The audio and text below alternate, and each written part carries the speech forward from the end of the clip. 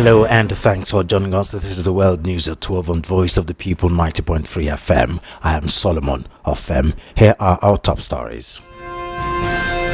APC battles cracks within its ranks amid state-level uprisings ahead 2027. Obi can't penetrate the north because Tinubu has structures, Festus Keyamo says. Obi reacts to Soludo's skepticism of one-term, 4-year vow. Medical practitioners begin indefinite strike, crippling Lautech hospital operations. Kano government inaugurates distribution of 5.5 million trees. UNICEF advocates inclusive support system for working mothers. On international news, hundreds of Israeli ex-officials appeal to Trump to help end Gaza war. And in sports, the Tigers overpower Mali to clinch 5th straight Afrobasket titles. Those are our top stories. Details coming up in just a moment.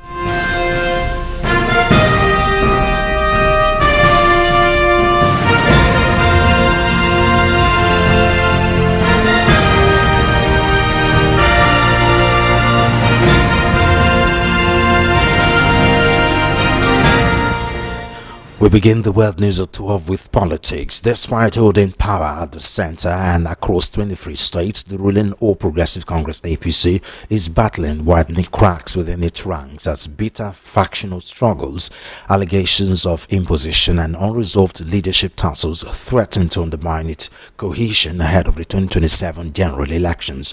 From Lagos to Rivers, Delta to Bayelsa, Benue and Akwa Ibom, multiple state chapters of the APC are in turmoil, forcing the party's national leadership to step in amid fears that internal wranglings could jeopardize its political dominance.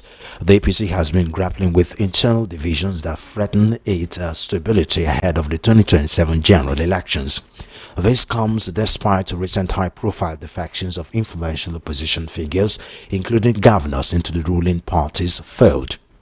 Fresh concerns are emerging over the possible defection of long-time APC members, particularly loyalists from the defunct All Nigeria People's Party and Congress for Progressive Change amid mounting power tussles in key states and pressure from re-energized opposition coalition led by former Vice President Atiku Abubakar. The recent resignation of Abdullahi Ganduje as national chairman has only compounded the party's leadership crisis, especially in Kano, where political tensions continue to rise. Meanwhile, factional battles have crippled APC chapters in states like Benue, Rivers and Lagos. There is also increasing speculation about a brewing rift between President Bola Tinubu and Vice President Kashim Shettima, despite public attempts to present a united front, including the recent appointment of Professor Nentawe Yilwata as the new APC national chairman.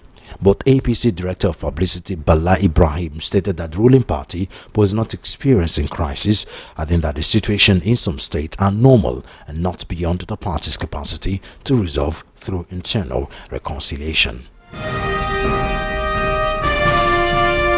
Amid early permutations and combinations ahead of the 2027 presidential election, Festus Keyamo, one of the vocal ministers in the President Bola Tinubu cabinet, said that opposition arrowhead Peter Obi cannot penetrate northern Nigeria and garner votes like the incumbent.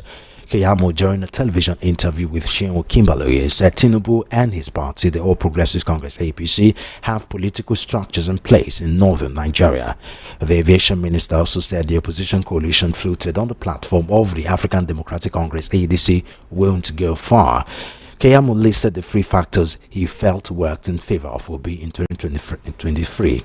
He said the other candidates were Muslims and so there was only one Christian candidate and the Christians went to one candidate. Demography. You know, you must call me a political Nostradamus at this time. Nostradamus. Because don't forget that I have been back-to-back chief spokesperson to two presidents. And I know the demography very well. If anybody claims to know that demography, and on this your program, go and play back my tapes. I told you exactly what was going on in 2019 in terms of where we're going to lose, where we're going to win the numbers. In 2023, I told you exactly what was going to happen. Play back my tapes on this program. So you can call me a Nostradamus, a political. I told you, and we have looked at we are going to work hard. So this is not a program of chest beating and all that. No, no, no. We like what is happening. I like what is happening. They are putting us on our toes. So it's going to make us work harder. But the numbers are not looking good for them. I'll tell you something. This so-called ADC they are forming, whoever they bring, I want to give you a small expo, but it's an expo that will not help them. Either way, in 2023, do you know what they are working on is that they want to bring Peter Obi and Atiku together, and so join those numbers. And so if they join those numbers, it beats our 8.4 million votes. Zebudaya will say, foul. Let me tell you why it is wrong. Peter Obi, if you make him the deputy to Atiku, there were 3 demographic factors that delivered Peter Obi in 2023. Let me tell you those 3 demographic factors that in fact, 3 would collapse. One, the other candidates were Muslims. And so there was only one Christian candidate. So the whole Christian demography went to 1 point. The second demography that was that the Southeast felt cheated. And so the Southeast all went to 1 point because of that demography of only one Igbo man, only one Christian. And the third demography, of course, the obedient young Nigerians coming up who felt they were angry, they wanted a younger person and all of that. All the other candidates were older than him. So those 3 demography delivered that 6 million vote he had in 2023. Once you make Obi the deputy to Atiku, the Christian demography will pull out of that 6 million votes. But they will not go to Tinubu. If they remain at political, we are good. No, if they remain at political, we are good. But don't forget that the president also has a pastor who is a wife. A wife who is a pastor. And so that Christian demography will snatch some of them and increase our votes. Don't forget too that Southeast demography that supported him, once it's Atiku, they will pull out. They will not support him. They will not. The pastors cannot come out campaigning for an 80-year-old Muslim president. They will not do that. So he will lose that demography. If it is the other way around, you put Peter Obi as the candidate, and you put Atiku. Atiku cannot even be the vice to start with because he has done 2 terms as vice president. So he cannot do as vice president again. If you put Peter Obi this time as a candidate, he cannot penetrate the north because we have our structures in the north. We have governors, we have senators, we have all the structures. And Buhari has died with 12 million votes. We have the structures there who are Buhari's people in the north. And those who are speaking Hausa at the barrier, they're no longer following I will show you tapes of people who are saying that they will follow APC. We're totally out of You don't time, carry Minister. tapes to say of a crowd saying that you will not follow APC. We have tapes of people saying they are singing. Dongu is maturing. We'll see what happens. It has matured.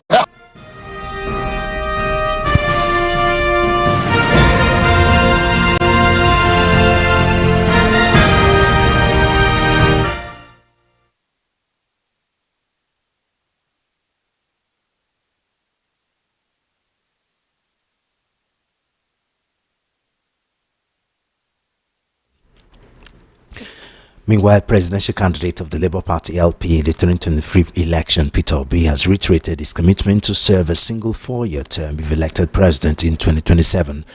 Obi's tweets on his X handle yesterday appears to be a veiled response to the jibe by Anambra State Governor Chukwuma Soludo. Soludo had mocked Obi's one-term single-term pledge at a recent public event with the Anambra State Governor, saying any politicians promising to serve only 1 term when the Constitution recognized his right to seek and enjoy 2 terms needed to be examined by a psychiatrist. In response, Obi said one of the greatest American presidents, Abraham Lincoln, served only 4 years, yet his legacy endures as a model of principled leadership. Another iconic figure, John F. Kennedy, did not even complete a full term, yet his vision and ideals continue to inspire generations. He also used Africa as another example where Nelson Mandela, revered globally as a symbol of justice and reconciliation, chose to serve only 1 term as president of South Africa, despite immense public pressure to stay longer. Obi reiterated that longevity in office is not a mark of success, rather it is purposeful, accountability, service. However, brief defines true statesmanship. That defines true statesmanship. Meanwhile, a source within African Democratic Congress ADC told newsmen in Abuja yesterday that Obi has not formally joined its fold as a card-carrying member. Despite his active involvement in the coalition's activities, the ADC has granted Obi and other notable figures, including former Kaduna State Governor Nasir El-Rufai, a special waiver.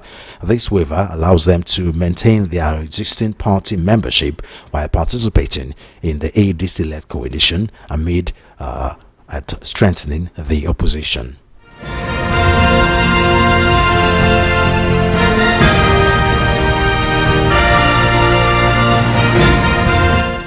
Away from politics now, the Medical and Dental Consultants Association of Nigeria, MD Khan Lautech Teaching Hospital branch, has commenced indefinite strike over non-implementation of the Consolidated Medical Salary Structure, CONMAS.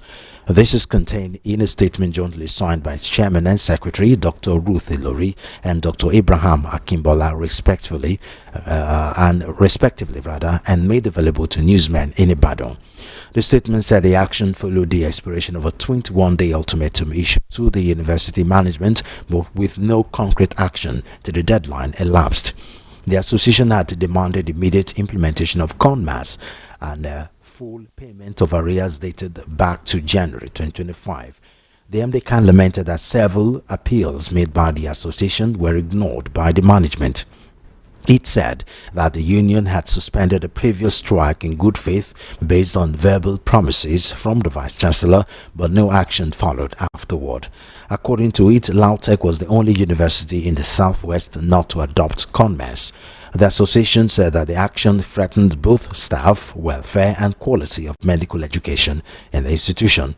It said the strike was a painful last resort, insisting the disruption of academic activities was due solely to the university's refusal to honor its obligations to medical staff. Governor Abba Yusuf of Kano State has inaugurated the distribution of 5.5 million tree seedlings across the state to combat desert encroachment and promote environmental sustainability. This is contained in a statement issued by spokesperson Sanusi Dawakin Tofa in Kano on Monday.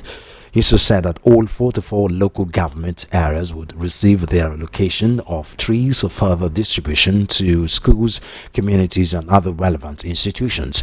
He also directed local government chairmen to set up tree planting committees and instructed that trees be planted in schools, religious centers and along streets to promote cleaner environment.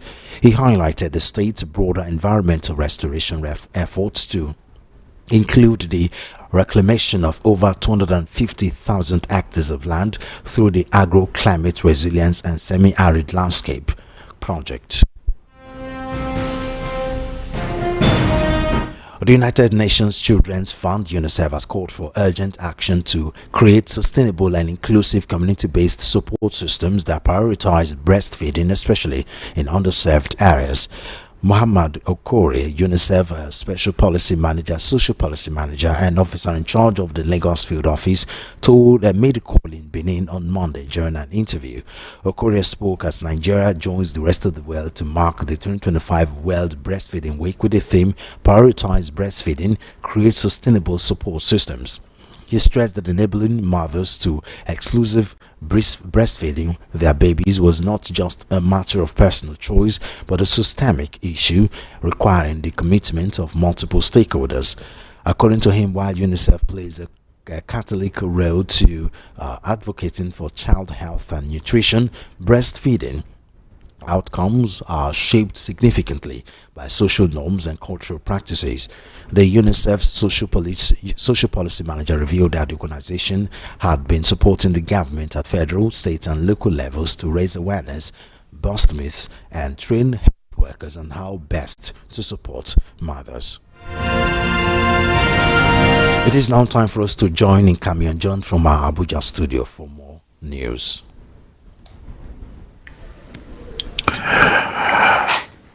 Thanks for staying with us. These are the latest developments from the nation's capital. I am Keyamo John.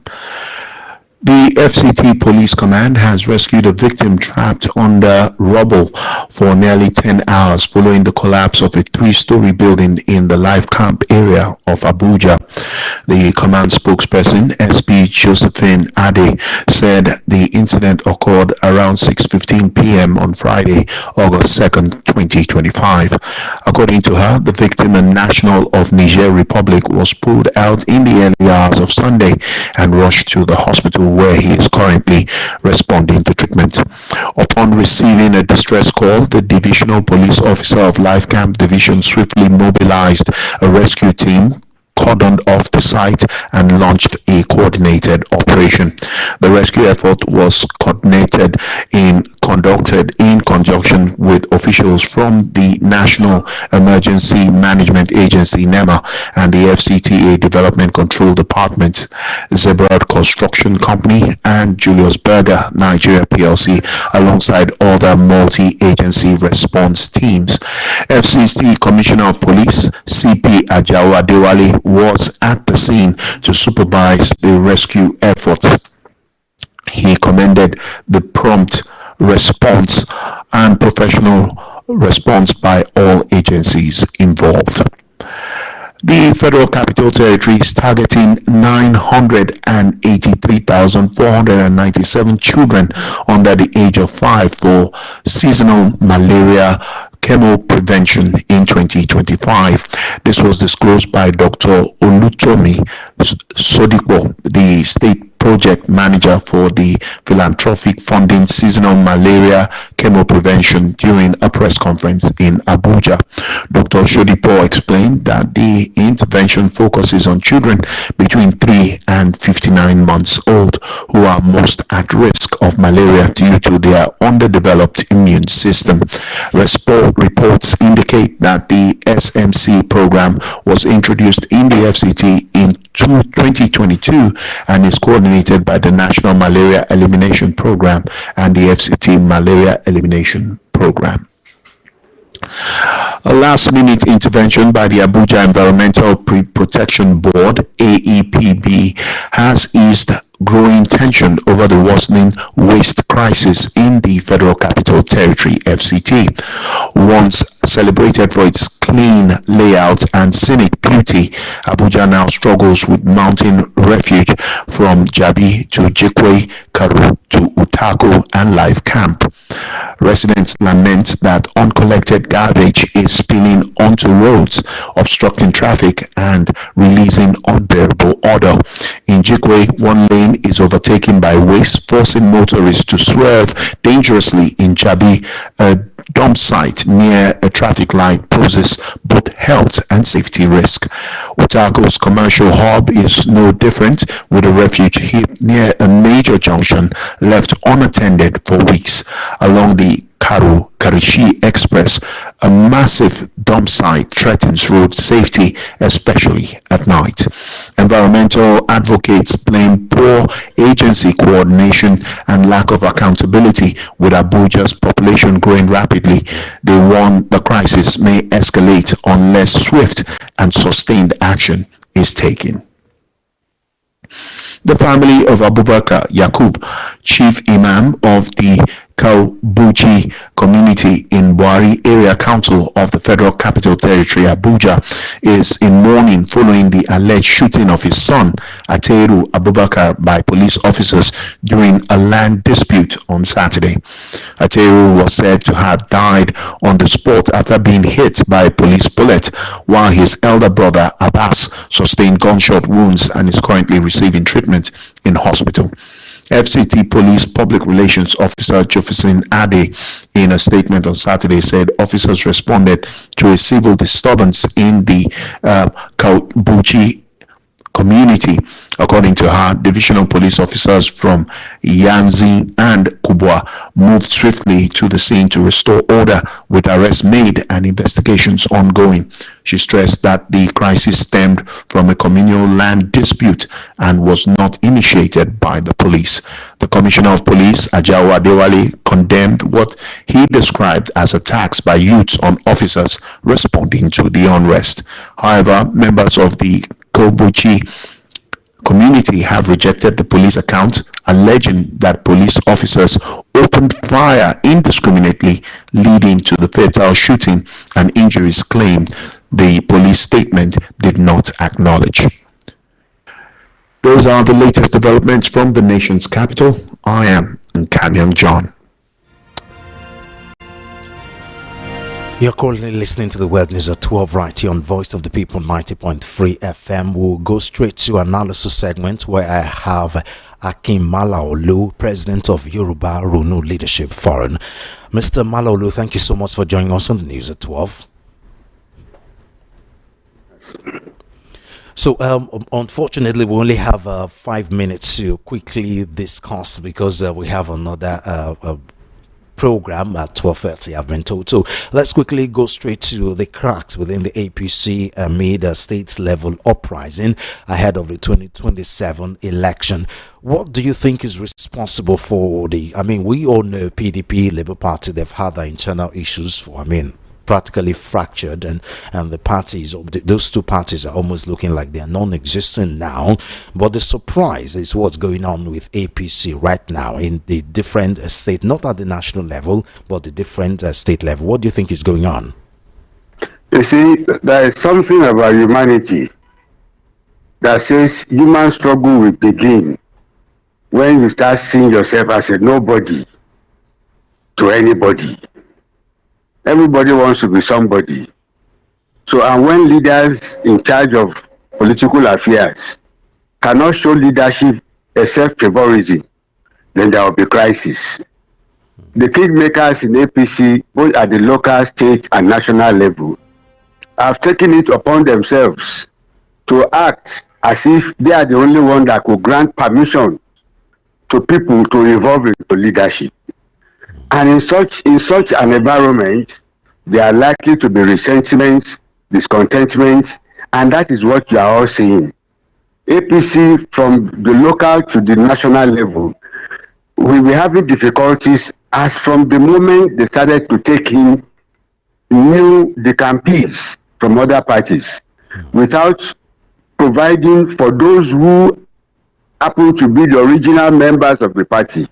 That means they just brought in new intakes without guaranteeing anything for both sides, and that is very unfortunate. Kingmakers at the local level, we saw it in Lagos, the Lagos Council election. They have crisis there. The same crisis emanated in 2003 presidential election. There were a lot of resentments against the APC at the grassroots level in 2023, and that made everybody, virtually many Yorubas voted Peter Obi during that period, and they are reenacting the same thing. I don't know why people have difficulties in thinking through their strategies before implementing them. Okay, let's quickly go straight to the other topic because of time, where Festus Keyamo, the Minister of Aviation, have said that Peter Obi can't penetrate the north because Tinubu has structures in place in the north. What do you think about that statement? Tinubu has structures in Nasarawa. Nasarawa gave more than 30% votes to Peter Obi. Tinubu has structures in Plateau. Plateau people gave Peter Obi so much votes, more than Tinubu himself. Tinubu has structure in Abuja. Tinubu could not get 24%. But that was a surprise. Do you think the same surprise will be repeated in 2027? We are facing hardship. We're facing incompetent governance. We are facing lack of fiscal discipline. We are borrowing to finance not productivity anymore. By January 1st of this year, of 2026, there will be a 5% fuel tax on both diesel, petrol, and kerosene, or any tax, any fuel at all. How will that translate to bringing votes to the APC? 5% tax from January 1st is going to diminish our purchasing power, reduce the existing poverty into abysmal poverty. We can't continue to think that Keyamo is saying anything. Keyamo is just playing to the gallery. He doesn't know what is called politics. He should stay on his line, the law. I do sincerely apologize, but we have to end there. There's more to talk about, at which we can talk more. Thank you very much. It's always a pleasure talking to you, sir. Thank you, Solo. And for a quick look at what's happening on the international scene, a group of over 600 retired Israeli security officials, including former heads of intelligence agencies, have written to U.S. President Donald Trump to pressure Israel to immediately end the war in Gaza. Their appeal comes amid reports of that Netanyahu is pushing to expand military operations in Gaza as indirect ceasefire talks with Hamas have stalled. Israel launched a devastating war in Gaza following Hamas's attack in southern Israel on 7 October 2023 in which about 1,200 people were killed and 251 taken into Gaza as hostages. More than 60,000 people have been killed as a result of Israel's military campaign in Gaza. Since then, the Hamas-run health ministry says the territory is also experiencing mass deprivation as a result of imposed by Israel on what is allowed into Gaza. The ministry says 180 people, including 93 children, have died from malnutrition since the start of the war. Now to sports news. Nigeria's D Tigers have made history by winning an unprecedented fifth consecutive Afro-Basket women title, becoming the first African country to achieve this feat. Nigeria edged out Mali 78-64 in a tense showdown, displaying resilience and composure to claim their seventh Afro-Basket title. They have dominated African women's basketball, winning their 29th consecutive game without a single loss since 2015. As with most of their early games in the tournament, Nigeria got off to a slow start. However, spurred by Mali's intensity, Rena Wakama's side regrouped in the second quarter and headed into halftime with the scores level at 41-41. To qualify for the final against Mali, Nigeria had to dig deep to defeat Senegal 75-68 in the hotly contested games, widely dubbed final before the final. And that's the news. But before we go here again, all the top stories. APC battles cracks within its ranks amid state-level uprising ahead 2027. Obi can't penetrate the north because Tinubu has structures, Festus Keyamo says. Obi reacts to the skepticism of one-term 4-year vow. Medical practitioners begin indefinite strike, crippling Lautech hospital operations. Kano government inaugurates distribution of 5.5 million trees. UNICEF advocates inclusive support system for working mothers. Hundreds of Israeli ex-officials appeal to Trump to help end Gaza war. And in sports, the Tigers overpower Mali to clinch fifth straight Afro basketball title. And that's the World News at 12. I am Solomon of FEM. Thank you.